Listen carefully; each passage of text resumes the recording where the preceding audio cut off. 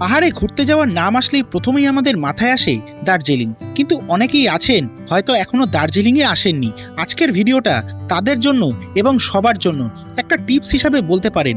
সময় করে কেটে ফেলুন কলকাতা থেকে নিউ জলপাইগুড়ি যাওয়ার টিকিট, খরচ মাত্র ৩৬০ টাকা। এরপর শেয়ার গাড়ি ধরে মাত্র ৪০০ টাকার মধ্যে দার্জিলিং পৌঁছে যান।